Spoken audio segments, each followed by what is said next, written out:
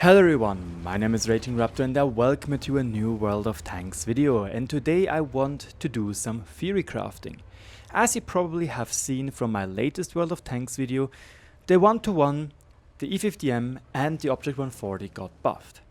The 1-to-1 and the E50M were totally fine, and they were even announced during a Q&A during April, which is, again, it's fine. We knew those tanks are a little bit underperforming, especially the 1-to-1. But the Object 140, it caught me off guard. During the making of my video, of my preview video, I simply couldn't piece together why exactly Wargaming buffs the 140.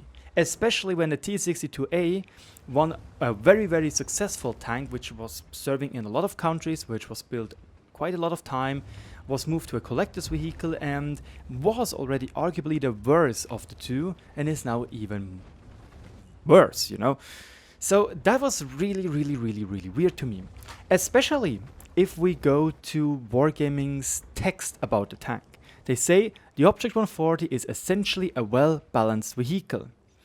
So this makes really no sense. You're calling a tank well-balanced? Then why do you rebalancing it and buffing it? A quick side note for the people don't knowing what the buffs were. There were two minor buffs. The first one being buffing the upper front plate armor from effective 237mm to 260mm, which is probably around 10 to 15mm of nominal armor being plapped onto the tank. And the other buff was buffing the gunner pressure from -6 degrees to -7 degrees. Again, the T62A already had -5 degrees. So yeah, this is the beginning where I was standing while I was doing my English video.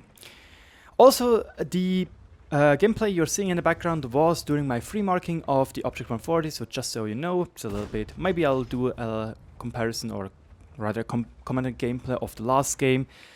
Yeah, the Object 140.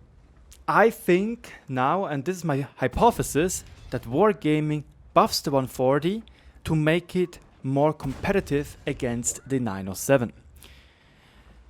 This is very simple, because I don't think that Wargaming is going to remove Clanwars reward tanks for the next Clanwars campaign in winter, even though I know a decent bunch of people which would want that, and maybe even Wargaming is going to remove them for certain provinces, or rather for certain bases, like we have the fronts for the standard front maybe, where they say, hey, there are the casual clans which are fighting, they should have all the equal playing field, while on the advanced and master front there will be a more competitive playing field. So yeah, now if we look at the fact that the Object 430U got nerfed, which could have been more or less a little bit of a tank you could use for a 907, that didn't really happen. When we were playing against people and they didn't have 907, they always picked 140s because they had equal speeds, almost equal mobility, almost equal DPM, and both had decent turrets. So yeah, but still, the 907 is arguably a better tank. It has a more bouncy hull and it has better DPM. However, the gun accuracy during movement, during turret traverse, is worse on the 907, meaning that when you have a great player with good aim in a 140, he will perform better in a 140 than in a 907. So yeah, now let's have a look at a quote Wargaming gave us in a Q&A from the 26th of April, and this was with apparently just some of the stream developers. They are saying the ideal balance where everyone is absolutely equal in efficiency is utopia. If we take the 430U seriously now, we'll have a new and better tank for various reasons because of the player's attitudes to tanks, real characteristics and perception of it. I believe that we have very strong tanks in the game now, and we would like to bring the rest of them up to the level of the others, even if we don't make them better, but rather to make them more competitive. And I think this quote right here, which again took out of this 26th of April developer Q&A, really sells it. It was in the section about nerving the 279 and the Chieftain. We all agree that the 279 and especially the Chieftain in capable hands are insanely strong vehicles. Where meanwhile the 279 is just ruffle stomping tier 8s and tier 9s and sometimes tier 10s, the Chieftain is doing it across the board as soon as it is in a hull down position. So yeah, I think this quote is enough to convince myself that Wargaming simply says, you know what, we might need to give normal players, Tech 3 players, a chance to have a tank which can compete against the 907. And I have to say, on the first glance, and as a patchwork solution, that is very good. Like, it's just a little band-aid. It's a decent solution for the beginning, but one thing which is very important to point out, the Object 140 is still and is already a very competitive and a very strong vehicle. I did talk with some people during my live stream while I was free marking the 140, and one individual in particular was very vocal about the tank basically being bad because it can get clipped by, for example, a Progetto. So when you compare it to the Progetto, it is obviously worse because the Progetto can clip. That was his statement. And yes, obviously this is the case when the Progetto decides to be brain dead and just empty 1200 damage into you before dying. But in total, I do think that the Object 140 with its very uniquely shaped hull, which is at a very, very, very steep angle, it is still very capable of bouncing normal and premium rounds. That's at least what I've seen during my free marking grind. And I needed quite some time to free marking this tank, because very often I was either playing a little bit less, too aggressive, sometimes not aggressive enough, and I simply were not getting the damage needed or not getting the spot needed to get the third gun mark. So yeah, now I think with Wargaming really deciding, again, this is obviously still super test material, so we don't know if Wargaming is going to go through with those changes. But, and again, this is a big but, with those changes, I am very, very certain that maybe even more competitive clans will probably start to may or may not use 140s again rather than 907 because of this additional degree of gun depression. Most likely, the additional frontal armor will not make that big of a difference.